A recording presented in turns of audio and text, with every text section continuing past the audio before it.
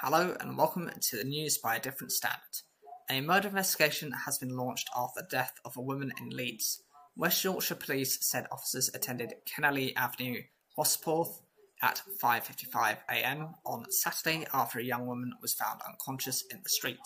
She was taken to hospital with serious injuries, but was pronounced dead a short time later.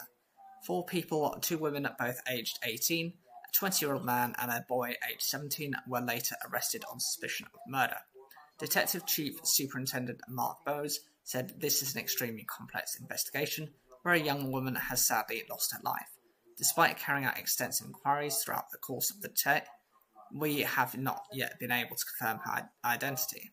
We hope by releasing these details that someone will recognise who she is and come forward. Police said the victim was about 5 foot 2 inches or 1.57 metres tall, of slim build with tanned skin. The force believed the woman was in her mid to late teens with green eyes and brown hair, with darker roots and blonde ends. She also had fixed metal braces to her upper and lower teeth. Bowes added, "I am keen to speak to anyone who was in the Kennelly Avenue area in the early hours of this morning or anyone who may have seen any suspicious activity in the vicinity." So if you are from that area, it would be helpful if you can help the police with their inquiries, or if you have any indication as to who this person is, because it seems they have difficulty trying to find out who they are. I'd love to know what your opinions are of this story. It is quite distressing, especially since you don't expect these things to happen, but they seem to be happening more and more frequently, just out of the blue. Large protests against Trump administration have taken place in cities across the US, marking the third iteration of No Kings rallies that have previously drawn crowds into the millions.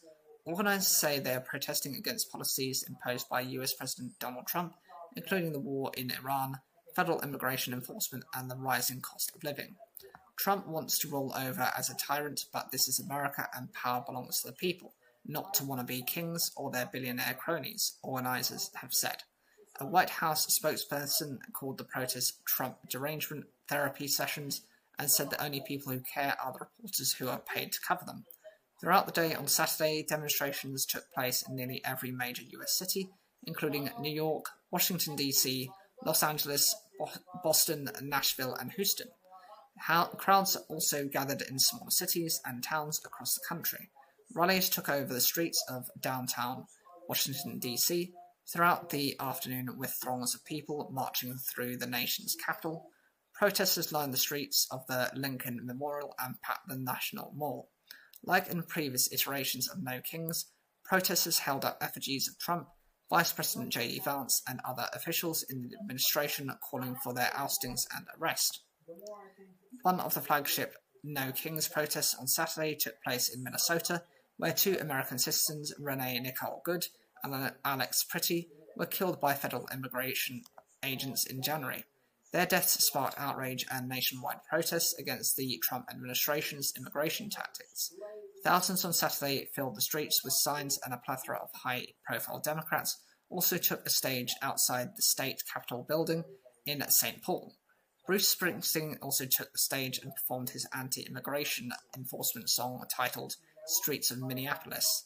Thousands also crowded New York City's Times Square, marching through Manhattan's Midtown neighborhood. Police had to shut down the normally busy streets to make way for crowds. In October, the New York Police Department said more than 100,000 people had gathered across all 5 of the city's boroughs.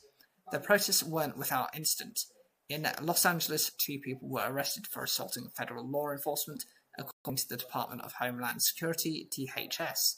In a statement to X, it said that 2 officers had been hit with the cement blocks and were receiving medical care after a group of what it described as 1,000 rioters surrounded the Royal Federal Building and began throwing things at DHS agents. Elsewhere in the city, the Los Angeles Police Department, LAPD, said multiple arrests had been made after protesters did not obey dispersal orders in an area near a federal prison. Police confirmed that federal authorities used non-lethal measures to move crowds in the area after warning protesters not to attempt to tear down the gate and not throw items. Reuters reported that arrests were also made in Dallas after minor scuffles erupted when counter-protesters blocked streets and disrupted the No Kings March. American expats abroad also gathered for protests in cities such as Paris, London, and Lisbon. The last No Kings rally in October drew crowds of nearly 7 million people nationally. Several US states mobilized the National Guard, but organizers have maintained that the events are peaceful. Since returning to the White House in January 2025, Trump has expanded the scope of presidential power, using executive orders to dismantle parts of federal government and deploying National Guard troops to US cities despite objections by state governors. The president has also called on the administration's top law enforcement officials to prosecute his perceived political enemies. The president says his actions are necessary to rebuild a country in crisis and has dismissed accusations that he is behaving like a dictator as hysterical. They're referring to me as a king. I'm not a king, he said in an interview with Fox News in October, but critics warn some of the moves by his administration are unconstitutional and a threat to American democracy. So these are a range of protests that happen frequently to do with, obviously, people don't like Trump. Well, he's quite divisive. You have people who kind of love Trump and then those who kind of hate Trump.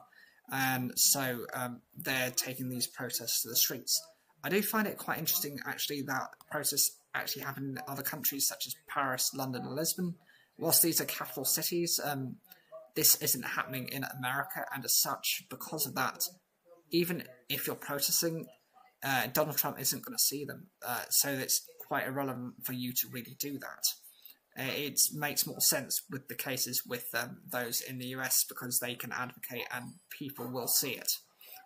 Likewise, if there was an issue with a president or a prime minister in another country, you'd expect there to be the main kind of target for these types of protests.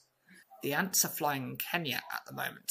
During this rainy season, swarms can be seen leaving thousands of anthills in and around Gilgil, a quiet agricultural town in Kenya's Rift Valley that has emerged as the centre of a booming illegal trade. The mating rituals sees winged males leave the nest to impregnate queens, who also take flight at this time. This makes it the perfect time to chase down queen ants to sell on to smugglers, who are at the heart of a growing global black market that taps into the pet craze for keeping ants in transparent enclosures designed to observe the insects as they busily build a colony. It is the giant African harvester ant queens, which are large and coloured red, that are most prized by international ant collectors. One can fetch up to £170 or $220 on the black market, which tends to operate online. A single fertilised queen is able to create a whole colony and can live for decades and can be easily posted as scanners do not tend to detect organic material. At first I did not even know it was illegal. A man who asked not to be named said about what he once acted as a broker, linking foreign buyers with local collection networks. Also known as cephalotes, these ants are native to East Africa and known for their distinctive red seed gathering behaviour, making them popular with ant collectors. A friend told me a foreigner was paying good money for queen ants, the big red ones which are easily seen around here, the former broker said. You look for the mounds near open fields, usually early morning before the heat. The foreigners never came to the fields themselves. They would wait in town in a guest house or a car, and would bring the ants to them, packed in small tubes or syringes they supplied us with.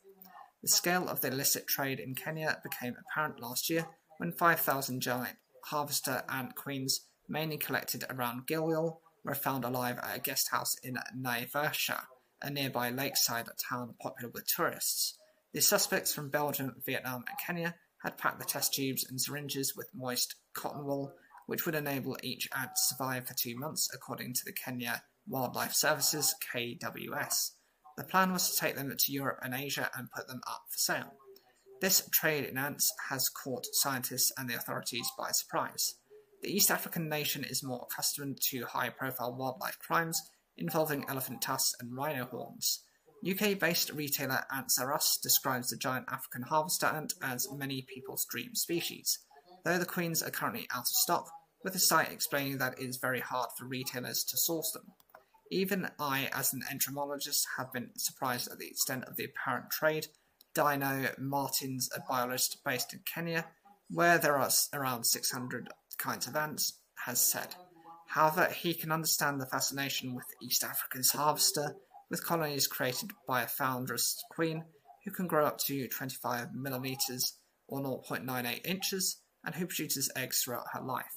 They are one of the most enigmatic species of ants. They form large colonies, engage in interesting behaviours, and are easy to keep. They are not aggressive.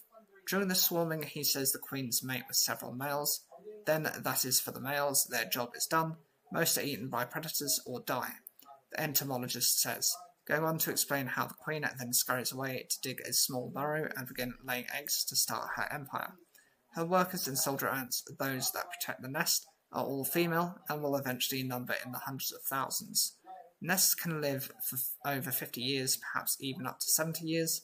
I personally know of nests near Nairobi that are at least 40 years old, as I've been visiting them for that long.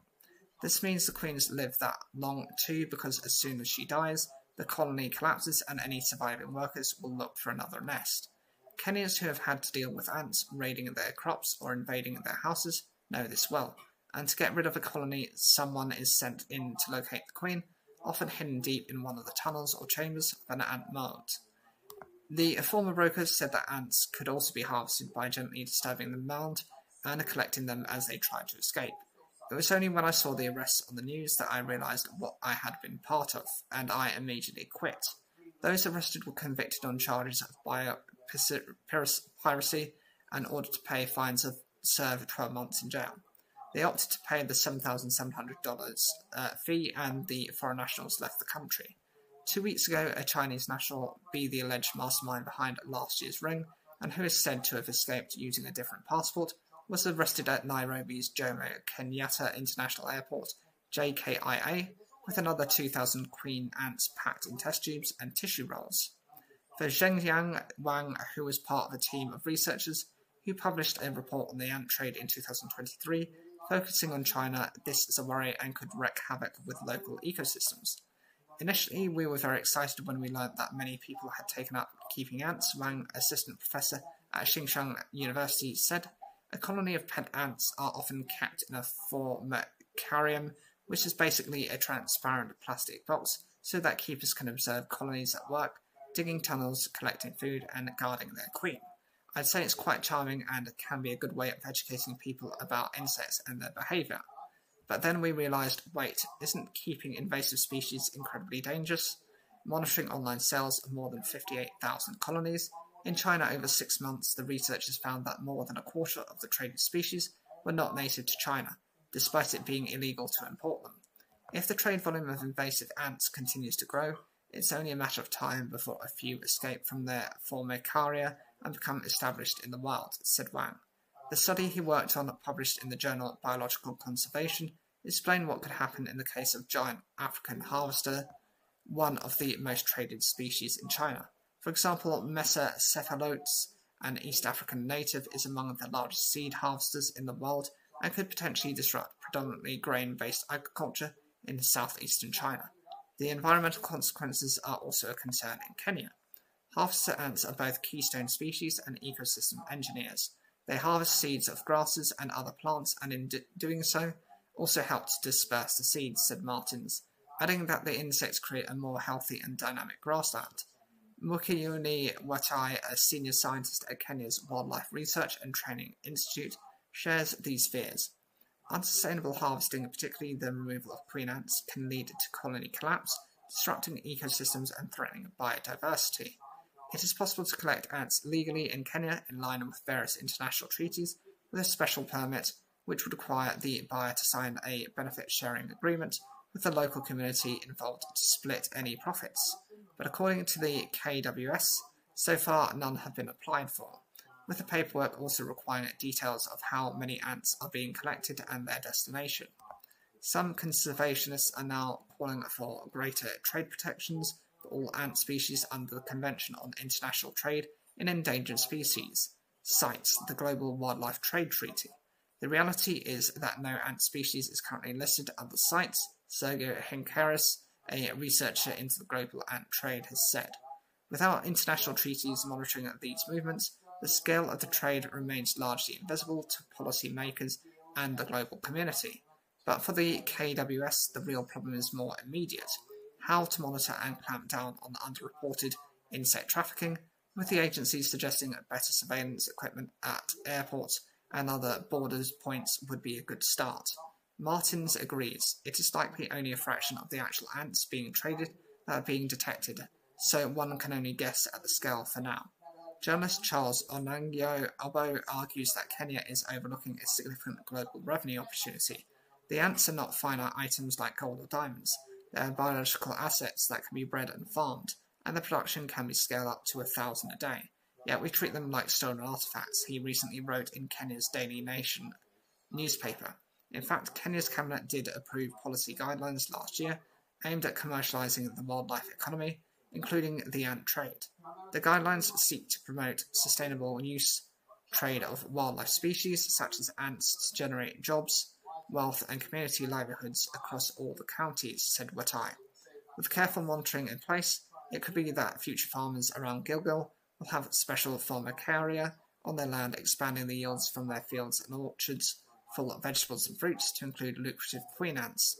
But the debate over the dangers of exporting ants to hobby collectors in different parts of the world is yet to be settled. This for me sounds quite concerning because you are using ants, which are just another form of insect, as some type of commercial activity. You're using them for the purposes of, filling someone else's hobbies and desires. I mean, most people would frown about this if that was a pet dog, or any dog for that matter, cats or birds, anything that they see more relevant. But ants have their place within society, and as has been exposed and demonstrated in this article, is that with Kenya, they emphasize the use of them to disperse seeds. That helps with being able to grow more of those crops, more of those trees, more of those grasses, which helps the biodiversity of those lands. If you are to start wiping these out or to put them into different environments, not only does this actually reduce the ability for Kenya to survive as a country within its own agricultural system, but actually those species, if they escape from wherever they are and actually become indigenous to that country, that then creates further problems, as those will then breed and they could end up destroying other crops, especially as they cited with Southeast China and its emphasis on grains, which... Welcome to Cake Picnic, Sydney edition. It's a viral event that's already sold out dates in San Francisco, New York, and Los Angeles. Tickets in Dubai, London, and Mexico City were harder to come by than a double yolk egg, and now it's landed on Australian shores with a Melbourne event earlier this month boasting 1,600 cakes in one sitting. I had no idea that I could ever go on tour for cake, laughs Cake Picnic founder Elisa Sunga, part-time hobby baker and full-time Google employee. People go on to tour for music and whatnot, but for cake, it just seems so whimsical and delightful to be able to do that. The concept is simple. 2 years ago, Sunga, who moved to San Francisco, aged 12, from the hometown of Bagao City in the Philippines, posted an online invitation for a small gathering with one request: everyone must bring a cake. The 35-year-old figured maybe a dozen or so people might turn up and brought 7 cakes to make sure everyone would get a taste. To her amazement, close to 200 people came, with more than 180 cakes devoured. Her simple, sugar-laden summons has since caused ripples of the buttercream variety across the foodie world. It feels unreal, Sunger says. I had no idea that thousands of people all over the world would be as excited as I am. There's plenty of excitement among the 500-plus crowd gathering at Saturday's event in Sydney's Royal Botanic Garden, as they line up to have their cakes inspected, which must be 20 centimetres or 8 inches wide and 7.5 centimetres or 3 inches high. There are a few bloodshot eyes in the queue.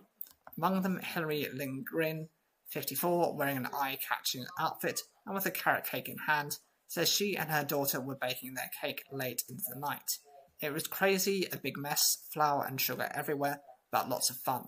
That's just so many negative things happening in the world at the moment that it's nice to do something like this.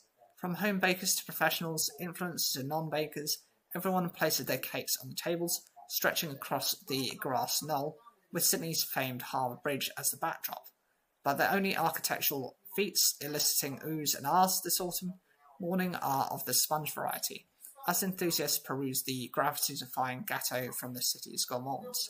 From metre-high 3 feet, life-sized swan creation to a bouquet of flowers made entirely of cupcakes, the colourful displays rival any cake shop window. Coffee pecan torte, spiced pear sponge with miso caramel, a Persian baklava dressed with golden shards of Fido pastry, cake fillings of almond crunch and toasted pecan praline, and candied lemon, while jackfruit and palm sugar bring distinct Southeastern Asian flavours. There's even a focaccia cake with roasted tomato, pesto and feta icing. A savoury offering Sunga is delighted to see. When you're surrounded by thousands of sweet cakes, all you really want is salt, she says. Growing up in the Philippines, Sanga confesses her household was a very savoury one, with desserts limited to sticky rice and fruit. I didn't really know what a cake or a donut or a brownie was until I started having after-school parties in California, she says. A lot of the maximalism of Cake Picnic is potentially rooted in my desire to catch up. With her working week deep in the world of AI, she says it's refreshing to make something tangible. It's almost meditative, doing something creative with my hands, and going to a picnic is about social connection and doing something in real life. AI every day can do an increasingly terrifying amount of things, but to this day it can't bake a cake yet. Cake Picnic forces people to not only come outside, but spend a day on the grass. Once the cakes have been laid out, pictures snapped, recipes shared, and compliments sprinkled, small groups take turns decimating the decadence before them, with 5 minutes to cut, carve and cram as many morsels of cake into a large pizza box. One dives straight into a popular matcha strawberry creation in row 3, and the other tells her friend she's making a beeline for the tres leche. Eunice Lim, a Sydney-based influencer originally from Singapore, is grabbing a selfie with Sunga while balancing her haul of desserts piled high in a pizza box. It's so vibrant and inclusive, Eunice enthuses. There's no judgment here, just people and cakes of all shapes and sizes. Under a nearby fig tree, Marcus Ehrlich, 42, is one of the few men in the crowd enjoying a cake with his wife and keen baker Kelly Ehrlich, 48, who bought a blueberry and blood orange creation to share. In a big city, this is the type of thing we should be doing, Marcus says, enjoying samples of pandan and ube cakes. Tanya Moshrop, aged 37, and her 2 daughters, Lily, 13, and Ivy, 11, stayed up late the night before making a trio of cakes, lemon, red velvet, and rainbow. We just love cake, Ivy says, adding it's fun to bake with her mum and sister. One of the greatest sweet tooths is Matilda, 6, who helped her mum, Jasmine Gelsana, 36, decorate a store-bought cake, and who happily admits, I'm a good eater, not a baker. From light and airy chef-op cakes to rich and buttery creations, Australian-themed cakes are also du jour, with a towering koala creation by Reg Leons, 40, mixing the Filipino flavours of ube and leche flan that took 3 days to finish. I was up until midnight, says the lawyer, who turns to baking as a release from his day job. Further along the table, a 3-tiered honey cake sits near a wholemeal plum cake with spiced icing, while the Swedish princess cake draws gasps of admiration with its dome of sponge, jam, custard and marzipan. Associate Professor Lindsay Kelly studies food and technology and says the allure of a cake picnic is in its design. Unlike muffins, cupcakes or biscuits, cakes are designed to be sliced and shared, she says. When we see a whole cake at parties and events, we understand that everyone around the table gets a slice and we share that experience. And that shared experience is what drives Sangha as she continues to whip up a frenzy with Cake Picnic. When you go to a concert, it's pretty much the same age group, she says. But when you're at Cake Picnic, it's so varied. Sangha says her event brings together families, older women that bake together, Gen Z girlfriends that have got out the group chat, people in college or young women that are exploring creative activities. It's just fun to see everyone coming together, she says. As for juggling a full-time job and her baking, it's her selfish way of wanting to have it all. I'm very curious about tech and AI, but at the same time I love being creative and expressing myself and eating cake, Sangha says. I want to have my cake and eat it too. I love the design of these cake picnics. I have seen a couple of them in terms of just on social media. There's a couple of pastry chefs that I follow that have gone to some of these. I wasn't aware that there wasn't one in London, but it's definitely something that's accessible enough for me, so if I ever get the chance, I will consider looking to go up there. I know at the moment the the Birmingham NEC, which does loads of these events. I think there is the bread and bakery foods events that are happening in like the 16th, 17th of April, which I might be heading up to, but we'll have to wait and see. And from that, I'll make a determination, and then I might film the day as and when I go, if I choose to do so. If that's the case, I will let you know in advance, and I would have booked my tickets to kind of be there. If you want to see any more information or what you think of these cake picnics, I'd love to hear those in the comments. 3 Lebanese journalists were killed in a targeted Israeli strike in southern Lebanon on Saturday, their employers have said. Ali Shoub, a reporter for the Hezbollah-affiliated Al-Manar TV, was killed in the town of Jazin, alongside reporter Fatima Fatouni and her brother cameraman Mohammed Fatouni, both from the channel Al-Mayadeen, according to the stations. The strike reportedly hit the journalist's car just before noon local time, or 10 a.m. GMT. The Israel Defense Forces IDF confirmed it killed Shoaib, describing him as a terrorist from Iranian-backed Hezbollah's elite Radwan force, who had operated for years under the guise as a journalist. It said he had worked to expose locations of IDF soldiers operating in southern Lebanon and along the border, including during the current fighting, and had used his position to disseminate Hezbollah propaganda materials. The IDF provided no evidence to support its claims that Shoaib had a military role. It did not comment on the deaths of Fatima or Mohammed Fatouni. Hezbollah denounced the strike as the deliberate criminal targeting of journalists. The enemy's false claims are nothing but an expression of its weakness and fragility, and a desperate attempt to evade responsibility for this crime, the group said in a statement on the Telegram. Lebanese President Joseph Aoun described it as a brazen crime that broke the most basic rules of international law by targeting reporters, who are ultimately civilians performing a professional duty. Prime Minister Nawaf Salam likewise condemned the attack in a statement on X, branding it a flagrant violation of international humanitarian law and a clear breach of the rules that guarantee the protection of journalists in times of war. Iran's Foreign Minister Abbas Araghchi said the strike was clearly a targeted assassination and an attempt to silence the voices of truth-tellers. This is the second time Israel has been accused of targeting journalists in Lebanon since the US-Israel war against Iran began a month ago. On the 18th of March, Al-Manar reported its presenter Mohammed Sheri and his wife had been killed in an Israeli strike in Beirut while they were sleeping. Responding to Saturday's strike, the Committee to Protect Journalists said Lebanon had become an increasingly deadly zone for journalists. We've seen a disturbing pattern in this war and in the decades prior of Israel accusing journalists of being active combatants and terrorists without providing credible evidence, the US-based organization's regional director, Sarah Kudlow, said. Journalists are not legitimate targets, regardless of the outlet they work for. More than 1,100 civilians, including 120 children and 42 paramedics, have been killed in Lebanon during the conflict so far, according to the Lebanese Minister of Health. More than 1 million people have been displaced, worsening an existing humanitarian crisis in the country. Many in Lebanon are worried Israel is using similar tactics it has been accused of deploying in Gaza, including the deliberate targeting of civilians, journalists and paramedics, which Israel denies. Israel and Hezbollah have agreed a ceasefire in November 2024, under which both sides were meant to leave their positions in the south. Progress was made, but it was partial. Israel maintained several military posts in the south and continued to carry out regular attacks on what it said were Hezbollah targets, accusing the group of trying to rearm and rebuild its presence. After the killing of Iran's supreme leader at the beginning of the current conflict, Hezbollah fired rockets into northern Israel in retaliation, both for his death and Israeli attacks since the ceasefire.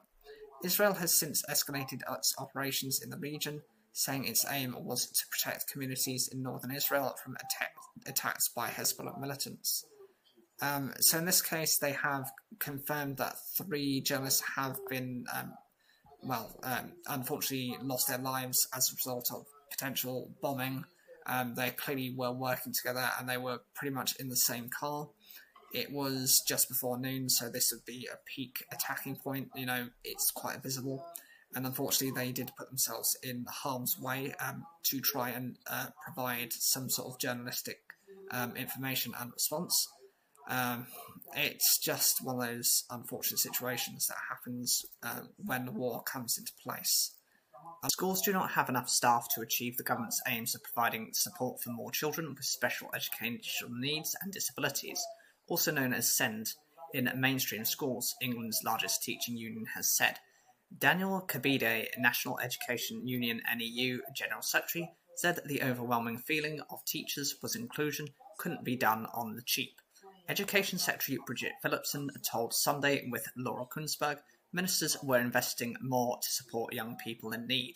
In February, the government announced major reforms to the SEND system in England, including bringing in inclusion bases, dedicated spaces for pupils with SEND in all schools. The Department for Education, DfE, said it had announced once-in-a-generation SEND reforms to put inclusion at the heart of education. The government has committed an extra £4 billion between now and 2029 to prepare schools before the main changes begin to come into force. Of that extra funding, £1.6 billion will go directly to early years, schools and colleges over the next 3 years as part of an inclusion fund to prepare for change. A further £1.8 billion will fund extra expert support for schools to call on during the transition, with some more money for training and local authorities too. Phillipson referred to this extra funding when asked about the NEU's comments on the Sunday with Laura Kunsberg programme. We're investing more, I announced, as part of the reforms we set out around SEND, an extra £4 billion that's going into the support that young people need. I'm determined to transform this system to deliver better life chances for children. We're investing up front to make that happen. The NEU has said the funding is not high enough to achieve the government's goals. It argues the inclusion money will equate to a part-time teaching assistant for the average primary school and 2 teaching assistants for the average secondary. Kabidi said schools would struggle to fund an increase in teachers' pay of even 2% next year from their budgets, and the inclusion fund would merely soften the blow of underfunding. I think everybody recognises that the government has difficult economic choices to make, Kabidi said. However, if there is investment in education today, government will save much more money in the future. Ahead of its annual conference in Brighton, the NEU carried out a snapshot survey of its members, saying the sample of 10,300 teachers and 3,000 support staff who responded had been adjusted to reflect the school workforce. According to the union, 86% of teachers responding said insufficient staff was a barrier to inclusion, followed by 73% who identified workload as a barrier. Teachers and the support staff also expressed concerns about class sizes, training and the difficulties in the current system of getting specialist help to identify children's needs and provide support. Among the government's key SEND reforms is a proposal for schools to draw up an individual support plan, also known as an ISP, for every child with special educational needs. In future, the intention is for many more to have their needs met at a mainstream school. The government wants to achieve this by making schools more inclusive, such as by having more sensory spaces and earlier access to specialists like speech and language therapists. Alongside this, by 2035, only children with the most complex needs will qualify for an Education, Health and Care Plan, EHCP, the legal documents which set out what support pupils are entitled to. The proportion of children with EHCPs has nearly doubled in the last 10 years, and although that is expected to continue to grow in the next few years, the government hopes its changes will eventually bring it back down to current levels. The government expects some of its planned changes to be taken on by schools, including drawing up children's ISPs, but the NEU says it is concerned about the potential effect this could have on teachers' workloads. Speaking to the BBC, Kabede said we all support a desire for more inclusion, but there is just not the adequate funding or staffing levels to meet that aspiration. Teachers and support staff want inclusive education, he said. They want to see an inclusive school system. The problem is they are just so overstretched, they are being asked to do much more with less resources. It becomes an impossibility. Recent research by an independent charity points to potential pressures on schools in England as they prepare for the changes ahead. The NFER workforce reports suggest while progress is being made in recruiting and keeping teachers, a growing proportion of teaching assistants are leaving their jobs in schools. It estimates that around 1 in 5 support staff left the school system between 2023 to 2024 and 2024 to 2025. Teaching assistants in particular play an important role in providing more individual support, in classrooms for children with special educational needs. In response to the NEU, the DfE said it was backing schools with its £4 billion investment and that it was fiercely ambitious for every single child.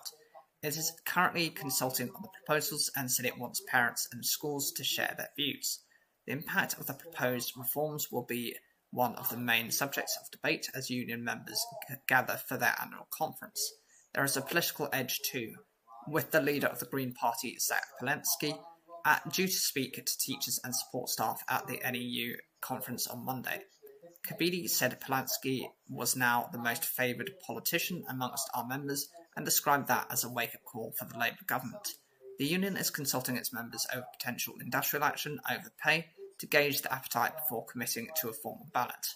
In the meantime, on ministers' desks is a report from the independent body which reviews teachers' pay, which will help shape the pay offer for the next year or two.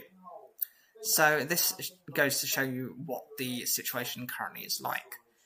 There are record levels of people, young children, who need these SEND reports, but the Labour government, what they're trying to do is actually make it more difficult for them so that they're only able to access in the most extreme cases where there is deemed to be they need a lot of support, whereas those that are on the neurodivergent variation but not excessively affected will be forgotten about.